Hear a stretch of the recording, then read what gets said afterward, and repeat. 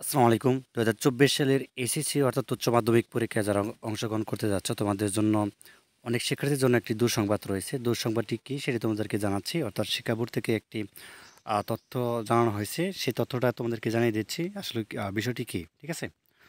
তো যা হোক, একটি অ্যানাউন্সমেন্ট আছে, সেটি আমরা প্রথমে একটু দেখে নেই।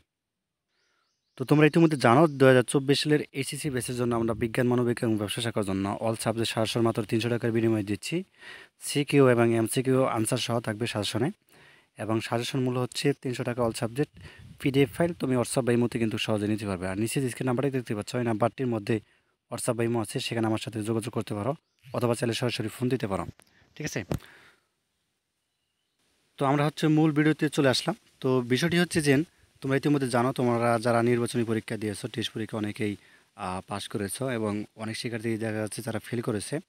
এবং চূড়ান্ত নির্বাচনী পরীক্ষা টেস্ট পরীক্ষায় যারা উত্তীর্ণ না হলে কিন্তু এসএসসি পরীক্ষা অংশগ্রহণের সুযোগ চেয়েছে অনেক মূলত শিক্ষার্থীরা।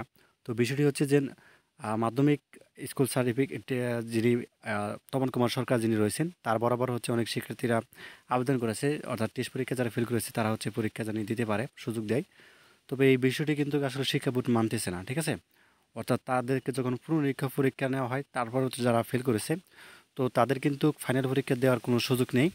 এরকমটাই কিন্তু মাধ্যমিক উচ্চ মাধ্যমিক শিক্ষা বোর্ড জানিয়েছে। এবং এখানে বিস্তারিত আমি যেটি বুঝতে পারলাম যে যারা হচ্ছে টেস্ট পরীক্ষায় ফেল করেছে তাদেরকে হচ্ছে আবারও একটি পুনরীক্ষণ অর্থাৎ রিটেস্ট পরীক্ষা নেওয়া হয়েছে, তারপরেও তারা ফেল করেছে এবং ১-২ সাবজেক্টে, এবং এরপরে কিন্তু ফেল করার কারণে তারা কিন্তু ফর্ম ফিল আপ করতে পারতেছে না, এবং একই সাথে হচ্ছে তারা চূড়ান্ত মূল পরীক্ষায় কিন্তু অংশগ্রহণ করতে পারবে না। ঠিক আছে?